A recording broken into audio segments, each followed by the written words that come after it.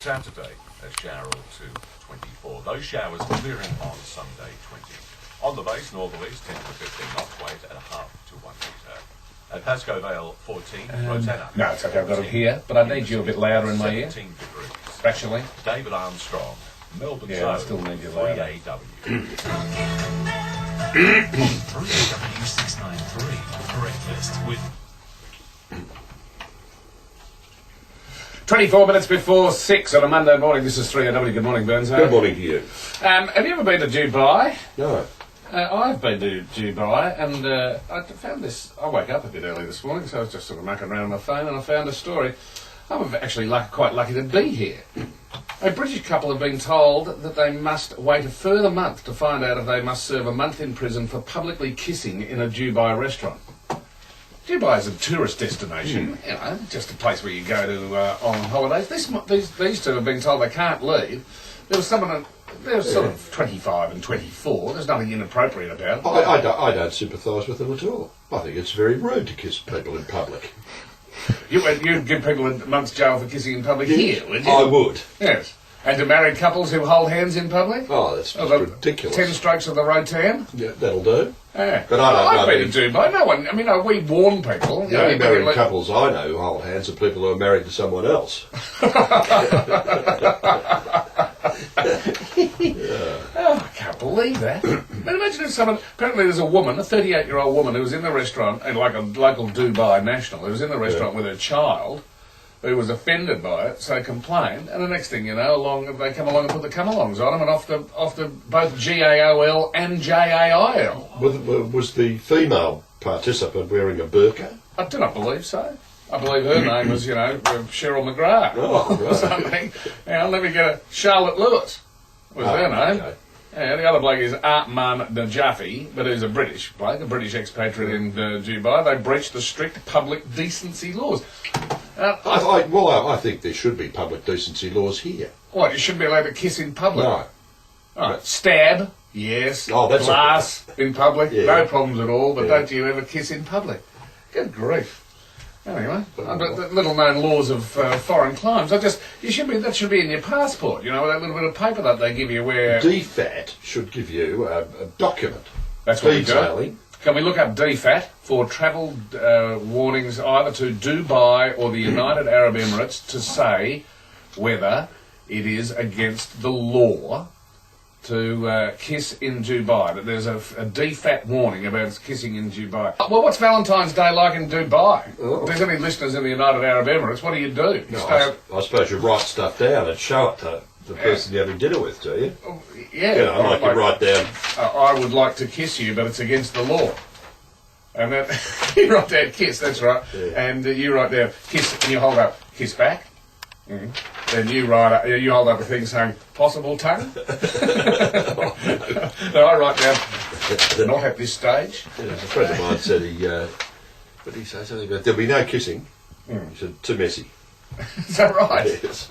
I take it they're now happily married, are they? Oh, no. No. No, not this fella. Now, did I tell you, getting off all this romantic rubbish, did I tell you that Laura Dundeving is who Marty Pask hooked up with. Give you another Marty Pask fact, just to make 3 Marty Pask facts in the morning. He used to play football for University Blacks. Do we have enough Marty Pask now? Well, I'm not familiar with what he did. Well, he's just one of those blokes who seem to hook up with famous and beautiful women. Yeah. You know, there are just a few of them around. A bit like that bloke, who was it years ago, that used to hook up with our Elle Macpherson, who was called the Green Shield Stamps Heir, whatever his name was. Yeah, right. A very good-looking chap. Yes. What was his name? Yeah, for a couple of bottles of Borderly. 96900 693. Who was the Green Shield Stamps Heir who used to squire? I think he went from Elle Macpherson to Kylie Minogue.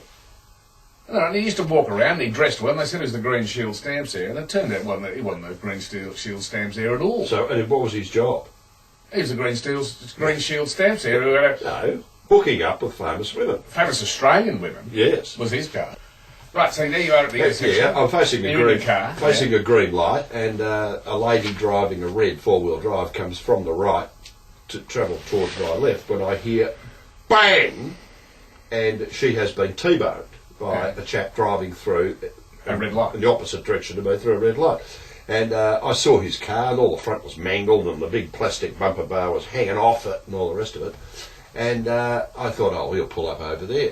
Did he pull up over there? He flattened it like Michael Schumacher at the start, and roared off down the street and did a righty in the first street with, this noise of the bumper hanging on the ground, the engine roaring and bits falling off and all the rest of it. So this lady then pulled up, and she was a nervous wreck. She really had the Joe Blakes and everything. And there was another woman who got the number plate. Uh-huh. And I said, well, I'll tell you what I saw, and I told her. And then she's talking to the police, and she said, could you describe the car? So I described what I saw, I described the car, described the driver. Oh my God, there they were. They needed a description of the car involved, and they got Rain Man.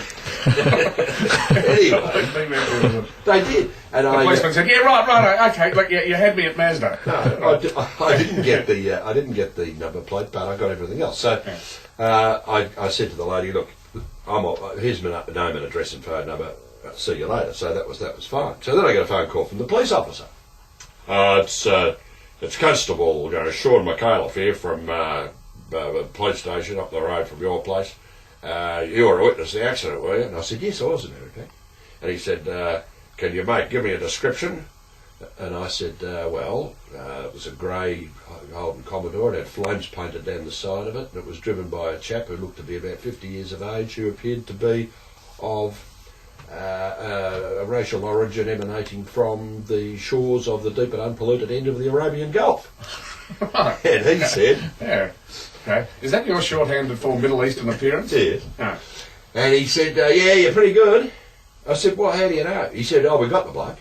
Oh. He said, we went round to his house, and he said, there he was standing in the driveway. What was was this Senior Constable Glenn Ridge who was ringing up with quiz questions? They've already lumbered the bloke. Oh, no, he wants to see how good you are at describing what he looked like. Exactly.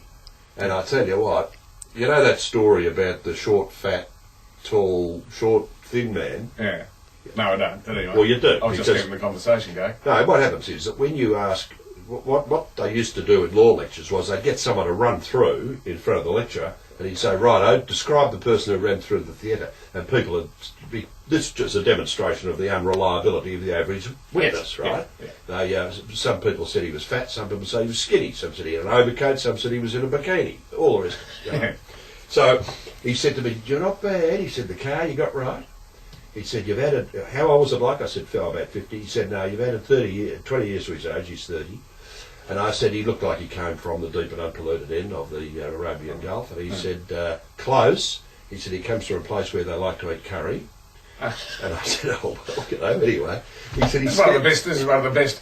You speak, is this Colonel Flagg? You're both speaking in code. Yeah. All right. Anyway, it was a jovial conversation. Yeah, no, good. And he said he was standing in his driveway with his wife examining the damage to the car when we pulled up. And he said we pulled up at the end of his driveway and tooted the horn and waved at him. We thought it was quite amusing. Yeah. And he said, why didn't you stop after the accident? His reason was, he said,